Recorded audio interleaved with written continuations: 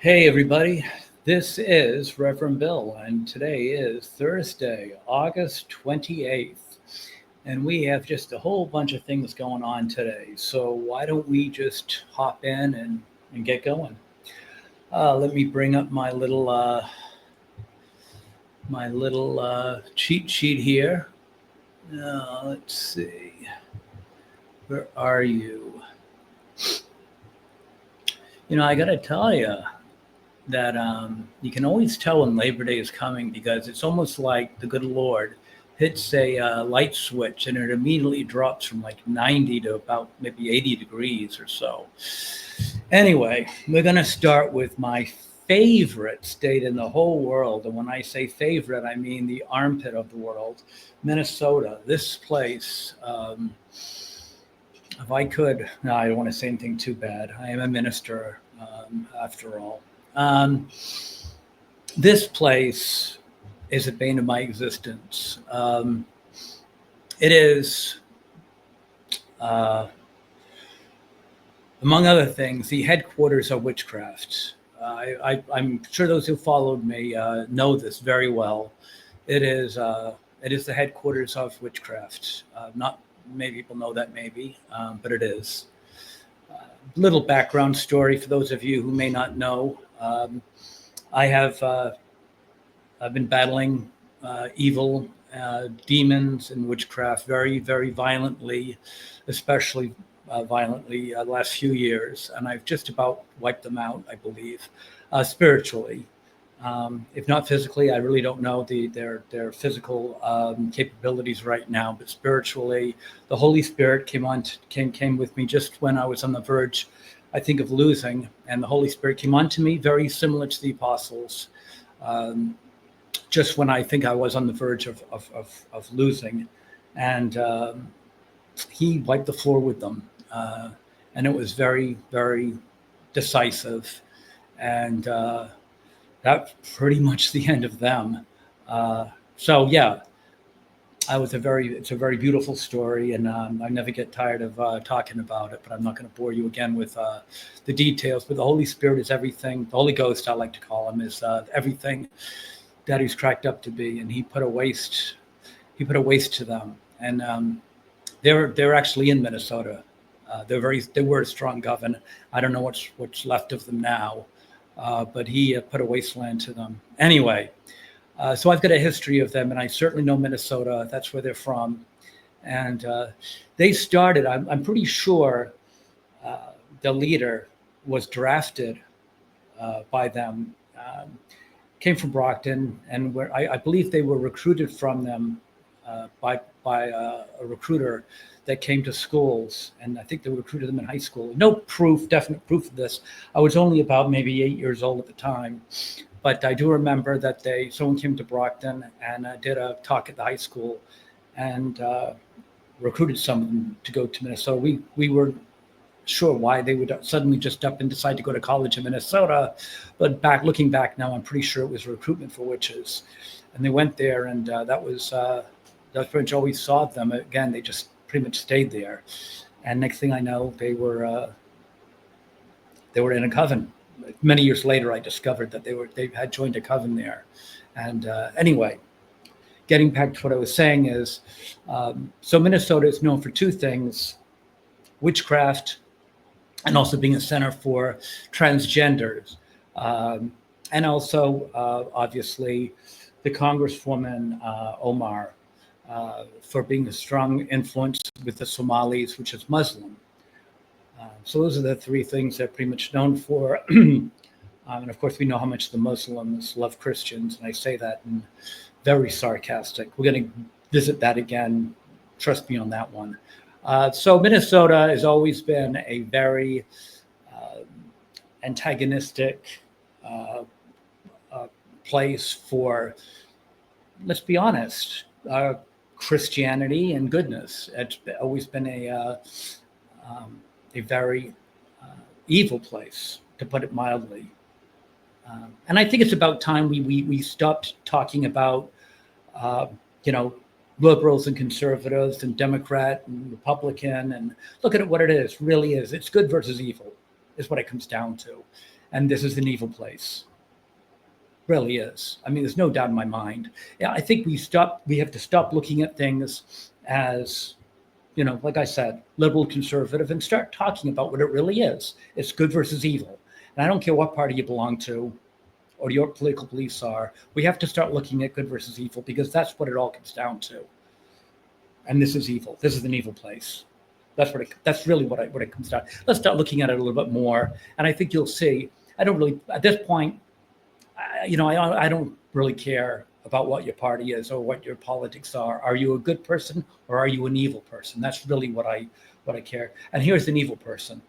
This actually was driving me nuts yesterday, because from the minute I woke up, I could tell this person was a trans, and it took me 2 seconds to find out that they had a driver's license as a female. And I've spent a vast majority of my day going nuts because nowhere it said he was trans. And I was going on TikTok and X and everywhere, and I was screaming, why isn't anyone saying they're trans? And of course, what happened is, after I screamed everywhere around, 6 or 7 o'clock Eastern time, it finally came out that he was trans. And it came out big time, and it was everywhere. And then, of course, suddenly everyone's screaming back at me. Of course, it's everywhere. Well, it was everywhere at 6 p.m. And of course, for the vast majority of the day, it was nowhere to be found. And now suddenly it's everywhere, and everyone's screaming back at me. It's everywhere. What are you talking about? Well, yeah, it was at 6 p.m., whatever it was. But where was it at 2 p.m.? So, yeah, it made me look like a fool at 6 and 7 p.m. But at 2 p.m., when it wasn't anywhere, I was screaming my head off. But anyway, they finally caught up with me. But it was obvious. Anyone who actually paid any attention could have told that. And I don't care if they were waiting for a confirmation. There's no reason. I took journalism. Okay, I know good journalism. I was taught by Professor Morrow at the Boston Globe, and the Globe was actually a respectable newspaper. A decent and good newspaper back then, not the rag it is now, with what's her name, Shirley Long. Oh, that woman makes the news. She's supposed to report on it, and she makes it. She's an activist as an editor, if she's still there. God, I hope she isn't. She probably is. Anyway, so yeah, I believe me, I understand that they could absolutely put it out there. Unconfirmed reports say that, he's trans. Unconfirmed reports, absolutely. You want to get the news out there and say they're looking for confirmation. There's no problem with doing that. But the license said female, and that was confirmed. I absolutely saw that immediately, almost when I woke up, and no one was reporting on it. They were hiding it, hoping it would go away, maybe. But so I knew that, and no one else reported on it. I was losing my mind. And then when they reported about it, it was all over the place. And then again, I felt like I was stupid because everyone's yet telling me to shut up. And it's like, well, they didn't 5 hours ago. Trust me. All right. Anyway, I don't really think the mother being hired at that school had anything to do with it. I just think he was an evil person and was decided to hurt children. It's about time we decided that these people are mentally challenged or evil. I just call it evil. The other thing I want to mention is that I do not like the way that AI is now covering things up. This is one of a couple of times that it was driving me crazy. Even a month or two ago, AI just spit back information. You asked for something, it gave it to you. I now notice that it's concealing information. I asked it for something about information on how many trans shooters there were, and it didn't give me the information. It starts dancing around. Well, we don't know exactly all the information about every single shooter. And I start asking it, no, how about if you just tell me, how many are, it starts playing around like, well, what's transgender anyway? How are we supposed to know? Well, how about if you tell us what are any kind of fluid sexuality? Well, that's kind of how are we supposed to know? Look on their license. Well, how was to know what their license? It started playing games with me. And then I start arguing, well, don't you think they should take you know, data on what their sexuality is, what gender they are. Well, I don't know. Well, then how are you supposed to identify them? Don't you think identifying prisoners are an important part of identifying them? Don't prisoners shouldn't prisoners know what they are? That kind of thing. So they're dancing around, and I'm chasing them around, and most of the time I can tie them down to some things. And what do you call a mass shooting? What do you call a public place? That's kind of thing. So I ended up just getting a rough idea. It sounds to me like there's certainly a tie to transgender and shootings, but the AIs are actually very, very well programmed at not giving straight answers. And it was just very frustrating. They hide behind words and definitions. So to find out actual numbers, you have to have the patience of a saint, and you got to be smart. And you got to actually make sure you don't play with words.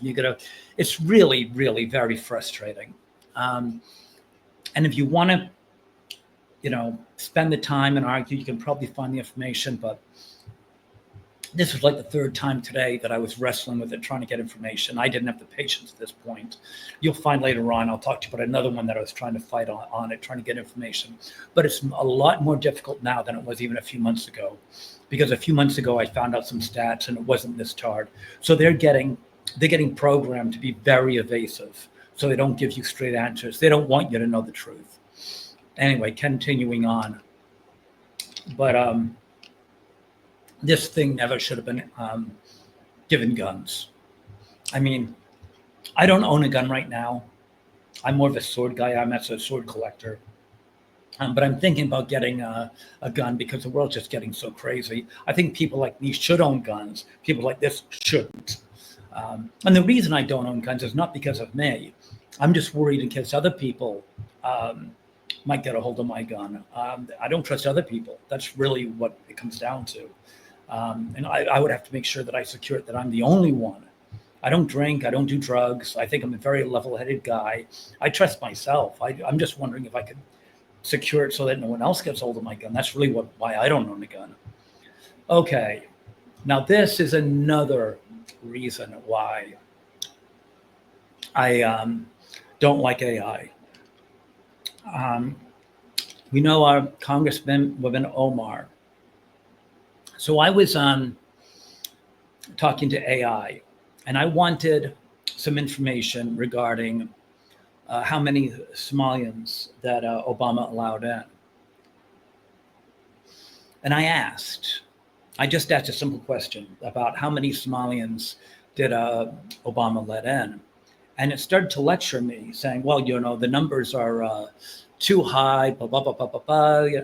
And I didn't know where these numbers were coming from because I didn't ask anything. I just asked a question, how many Somalians did Obama let in? So I said to it, why are you lecturing me about numbers I never mentioned? I just asked a question. And you're giving me a paragraph about something that I know nothing about. I just asked a question. And it said, well, the numbers were not sincere. Or I said, what numbers? I didn't give you any numbers. I asked you a question. The question was, how many Somalians did Obama let in? I never gave you any figures or numbers. And it said, well, I thought you were going in that direction. And I said, I gave you no indication of any direction I was going into. I gave you a question. I expected a number. You gave me a lecture. And it said, oh, well, this is why. And it started explaining again. And I said, stop explaining to me. Can I have the number? And it still didn't give me a number. It gave me another paragraph. And I said, stop. Can I have a number of how many Somalians Obama allowed in the country? And no paragraph. It gave me a number and a paragraph. Again, I just took the number. I gave up at that point. And I asked how many Somalians, were in Minneapolis and how many stayed in Minneapolis. So I just wanted to know. And by the way, the answer was that I don't remember the actual number of Somalians that were there. But the bottom line was that the the the population of Somalians in Minneapolis rose 57%, which is what I really wanted to know. So he more than doubled the Somalian population in Minneapolis, which allowed Congressman Omar to get elected. And she now is in charge of all Minneapolis and then some. I think it's the 5th district that she covered. And she ran as a Democrat. And yeah, and she got reelected. I think she got elected in 2018 or reelected in 22.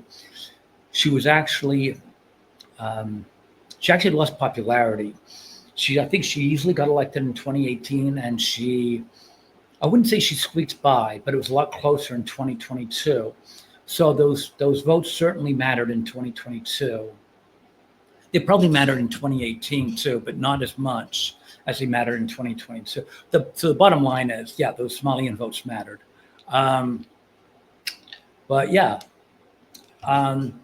so the point I'm trying to get to is two things. Oh, there were 99% Muslim that came over. Now, a couple of things. Number one, why was it giving me a lecture? It was already defending against Obama, which I was not at the time attacking Obama. I've got a lot of things to attack Obama about, but I wasn't at the time. I was asking a question, and it already put on boxing gloves and was ready to protect Obama when I said nothing about Obama. So my thing is, why was it being so liberal when it was already defending Obama when I had said nothing about Obama? So that makes me wonder why it was so sensitive that I asked a fact and it was already protecting Obama. Tell me that was not liberally influenced. And number two, not lost on me, actually, was another thing, is that I don't know what they're telling. Well, I do know what they're telling. They're saying Muslims just want to be friends with us. That is a lie. I'm not trying to stir up hatred, by the way. I'm just telling facts. And it is a fact in the Quran. It says that Muslims want to kill all Christians. Now, that's not any kind of surprise to anyone, and certainly not in Nigeria, where every day Muslims are killing Christians, that's slaughtering them. That's not an exaggeration. My wife's Nigerian. I mean, every day we hear about it.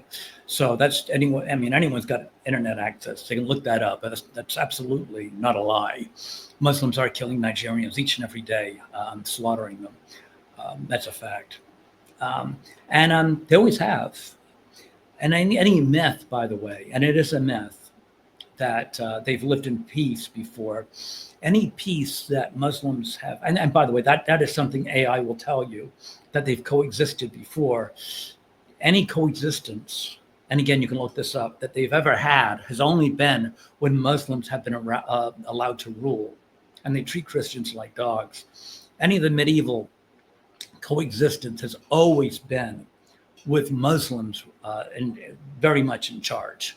And like I said, Christians are basically slaves. They call that coexistence. That's the only coexistence that's ever happened. And Muslims are more than happy to coexist in those circumstances. Again, you can look that up. They've never coexisted as equals and never will, because Muslims will not allow that. So that's just history. And if you want, you can, if you ever ask AIs that, you're going to have to hold their foot to the fire, because they will evade that. That's one of the ones you have to fight with them, because they will dance. You have to hold their foot to the fire on that one. You'll have to ask them to quote the Quran. That is not an easy thing to get them to admit. It used to be. It used to be until recently. About 2 months ago, they would admit that. But now they've been programmed liberally. So you really got to hold them down, make them quote the Quran. And if you do, they'll admit it, but that's not easy. But yeah, it's true. I'll always tell you the truth. I mean, even if I don't like it, I'll be honest and I'll tell you. You won't catch me lying. Anyway, let's move along. So that's our Congressman in Omar. So got some other things we can cover here. Oh, let's see. Oh, I think I covered this for the most part. Yeah, I'm just saying that there have been, this is talking about the mass shootings being tied to transgender.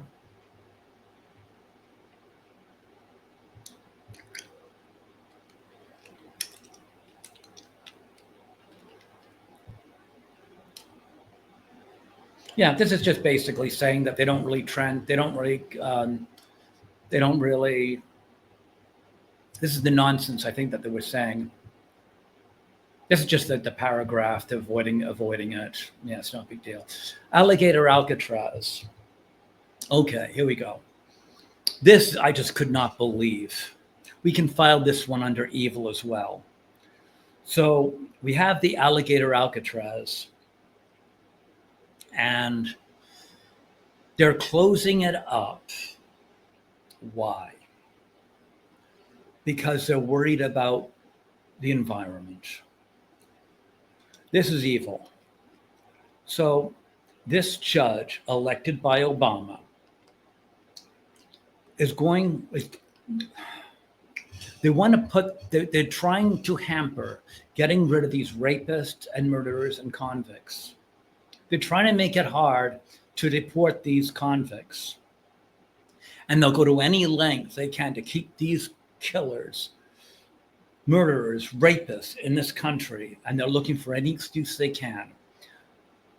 And they're worried about the environment. Really. This is disgusting. This is not going to do anything at all but delay and make people pay more money. It's not going to do any good. This is just to make things more difficult for everyone to get rid of these people. Now, I know it wasn't in America, but it shows the mentality of these killers. So, I think it was the Netherlands, maybe, or one of these asylum seekers was following a girl like 15 years old, and she took out her phone and went to report him. So he went and he murdered her. I mean, I know, like I said, I know it was the United States, but it was still an asylum seeker. These are the type of people that they're seeking asylum. They're convicts that they're wanted for countries, and they're just looking as a way to get away from prison. And they're going to places like us, like the Netherlands, like anywhere they can. And they're just murderers and killers and rapists. Why do you think they want to get out of their country? And this judge doesn't want to get rid of them. So anything they can do to keep them in this country, they'll do. And barely a day goes by you don't hear about one of these guys killing our people. Evil. This is what I mean. We can just forget about what their politics are. Just label this woman, this judge, evil. It's absolutely ridiculous. Why does she want to keep these people in our country? What is she benefiting? And who is the next person going to die? Every day goes by, you hear about someone being attacked by these people. What is she going to gain by having these people come in here and continue to commit these murders? Evil. Put this woman in the evil category. What is she going to gain from it? What is anyone going to gain from it? Okay, now this is interesting. Actually, let me just do something here. There we go. All right. This man was in Kazakhstan, I believe. The guy's in an airport in Kazakhstan. For those of you who don't know what happened. And apparently he went to this airport, and I guess he missed a train. I guess he was going home from work. It's a story. He went into an office because he missed a train, and he wanted to buy an airplane ticket. This is the story I'm getting. It sounds strange to me, but this is the story. I read it a few times to make sure I got it right. So he missed a train, and he wanted to get an airplane ticket. So he went into this office, and he asked if he could use the phone. So I guess they gave him a phone. He called his wife, And I guess he needed money for an airplane ticket. And he got in a terrible argument with his wife over the airplane ticket. I guess she wouldn't pay. He was very drunk, and I guess, and for some odd reason, he was carrying gasoline with him. Don't know why. But the wife was very abusive on the phone. So he hung up the phone and he poured the gasoline on himself and asked the person behind the desk if they would mind very much if they left, because he was going to set himself on fire. So the person, not being willing to be set on fire, decided that they were going to leave the office because they liked the way they were, I guess, and being in flames was not part of their agenda. So they left the office, and the guy set himself on fire and ran outside, where he was put out and taken to the hospital in critical condition. So that's the story.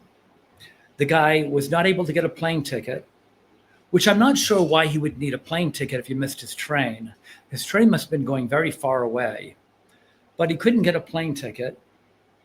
And he was carrying gasoline, which is odd. And he set himself on fire because of it. Very strange story. So a couple of things. First of all, people are wondering how he got the gasoline through the airport security. Well, I think the gasoline was already there. I don't think you can, assuming this story, I'm assuming a lot because this story begs a lot of questions. The gasoline must have been there. If he wasn't in an airplane, in an airport, if he was in an airport, I'm going to assume he was in an airport. If he was in an airport, then I got to assume the gasoline was there. I can't believe he got the gasoline through security. So going with the story as it was given to me, I'm assuming the gasoline was there. Now, the story sounds really weird. I'm going to say that this story sounds really weird. I'm going to say this sounds like witchcraft to me. And I'm going to tell you why. Because I was attacked by witchcraft, and I did not go insane. I know how bad it was. I did see, I did see things. I saw a lot of things. I saw demons. I fought with demons. Witches attacked me. I saw all kinds of things. Were they really there? Were they not there? That is a difficult thing to say. For the most part, I would say they were not there. But that's the trick of evil. You never really know. I think it plays on you. It makes you doubt yourself. You never really know. And that's the evil of it. It's really hard to describe. It does question you. And again, I think that's what evil is. It makes you lose concept of what's real and not real. And that thus lies the true evil of it. And it's really hard to explain. You've got to be in the horror show of a demon attack to really understand the complexities of it. And that's why it's a really interesting thing to have survived it, to understand it. And that's why I look at something like this and I would not be at the least bit surprised that to this man, it might make sense what he's doing to him. It might actually make sense to him. And that's the crazy thing about witchcraft. It might to him actually make sense because he might be in an illusion of evil. And it's really hard to understand it unless you've actually been there.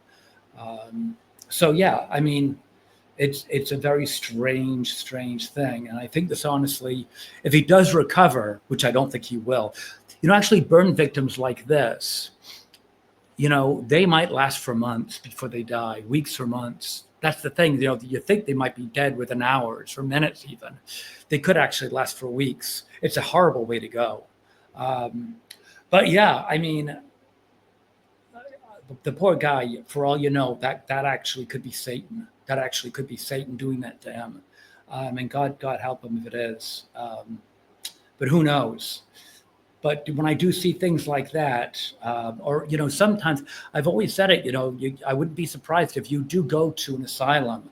I bet a lot of those people might actually just be possessed or being driven insane by evil. It's. I was saved by the Holy Ghost, but there's a lot of people who maybe did not get that benefit and are probably just tortured souls. It's a terrible thing. Anyway, God bless him. Hopefully he does find peace, but or he could just be a lunatic. There's a possibility there too. Who knows? But anyway, let's go on. Now this is an interesting one. Very interesting. Let's see. I'm going to just darken this a little bit. Did not come over all that clearly.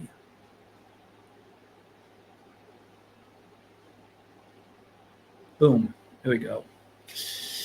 Now, interesting thing. We'll talk a little bit Bible here. Now, Moses, I think all of you pretty much know, Moses never made it to the promised land. And I was told when I was in Catholic school, I went to Catholic school pretty much all the way through college. And I was taught that Moses did not go to the promised land because he broke the 10 Commandments, which is not true technically.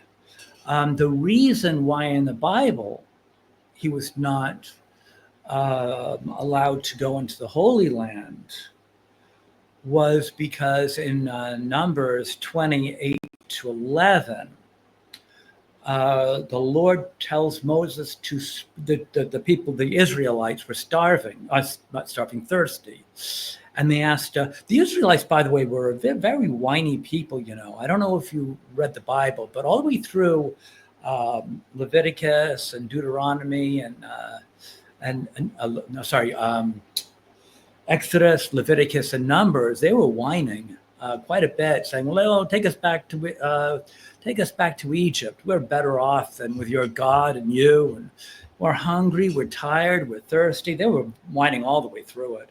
Anyway, they were whining about being thirsty, and Moses was told to go to talk to a rock to spring forth water. And Moses went with Aaron, and instead of talking to the rock, he hit it with a stick twice. Now, this might be because previously Moses was, and I got it down here, I don't remember it. Oh, here it is, Exodus 17:6. In a previous chapter of Exodus, Moses was told to hit a rock with a stick and water poured forth. So I don't know whether Moses was a mithered soul. Do they use mithered in this country? It's an Irish expression. I don't know. They say mithered. It means, but basically annoyed or frustrated. I'm not sure whether Moses was mithered or what, but instead of talking to the rock, he hit it with a stick again, which was against God's wishes. And the water did come forth, and he gave the water to the Israelites, but it was disobedient to God, and Aaron was there. So because Moses didn't talk to the rock, but he whacked it a couple of times with a stick, God held Moses and Aaron accountable for being disobedient. And as a result, God took Aaron. He took Aaron in, where is it? Is it Numbers 20 to 22 to 29? Yeah, he took Aaron up to Mount Hor and killed Aaron. And told Aaron he won't go to the promised land, and he killed Aaron. And he told Moses that as a result of just being disobedient, that he can't ever go into the promised land. Now, I bring that up because there's no real explanation. And you kind of look and go, well, Moses did hit the stick on the rock back in Exodus to bring water forward. And yeah, he was told to talk to the rock, but Moses had really been put through an awful lot, and Aaron didn't even do anything. Aaron was just standing there, and I could see it was kind of an easy mistake. I mean, it was a rock, and maybe Moses didn't listen, and he did hit the rock before, so maybe he just got confused and hit the rock this time instead of talking to it. It does seem kind of harsh. I thought it was, but then thinking about it, there's no explanation. I'm beginning to think that it wasn't the rock at all. I think God was really angry about the golden calf thing. Because if we go back to the golden calf, and I mentioned this in my last podcast, I was thinking long and hard about this when I was reading the Bible again, going over this, and I reread it, this whole part about the commandments and the rock. And I think maybe my Catholic nun, Sister David, and if you're up there, Sister David, I know you got a lot of hard judgment by the kids back then, but I miss you, Sister David. I think you did a good job, and I'm going to tell you, I think you were right. I think it was the Ten Commandments. I think it was the whole thing. I don't think God actually was upset about the rock. I think that was an excuse. I think God never got over the thing with the Ten Commandments. I mean, I think the rock was the last straw, but I think God was angry because Aaron made the golden calf. I think that is why he killed Aaron. I think the rock was the last straw, but Aaron made the golden calf because Moses went up to get the Ten Commandments, and he got all the jewelry from the people, and they made the golden calf, and he told them to take off all their clothes and start dancing around naked, honoring a false god. And Yahweh came right out and said, I am a jealous God, and I will not tolerate false idols. And that was a reason to kill Aaron. And I think God could not look past that. And I think the rock was not that big a deal because Aaron just basically stood there and let Moses hit the rock with the rock with a stick. I don't think that's worth dying for, but I sure believe that golden calf was worth dying for. I think that was it. And as far as Moses, I think throwing down the Ten Commandments was worth missing out on Israel for. So, Sister David, I'm going to have to say, I'm going to go with you on this one. I think that hitting the rock with a stick was not as bad as smashing the word of the Lord on the ground and and something, I think Moses should have kept his brother better in line than let his brother. I think he shared in that as well. I think Moses should have kept his brother better in line than to have his brother make that golden calf, and smashing the word of the Lord on the ground like that was a horrible thing. I don't think it was a stick and the rock at all. I think the Lord ruminated on that whole thing and did not forgive them for the commandments. So, Sister David, I'm with you on this one. I don't think it was a stick in the rock. I think with the Ten Commandments. You guys can disagree or agree, but that's what I'm going to go with. Anyway, what else do I get? Is that it for tonight, or we got anything else? Oh, I guess that's it for today. Well, anyway, hope you guys enjoyed that. And I'll just say have a really great Thursday night, and I will talk again. Oh, like, share, and subscribe if you like it. I could use more listeners.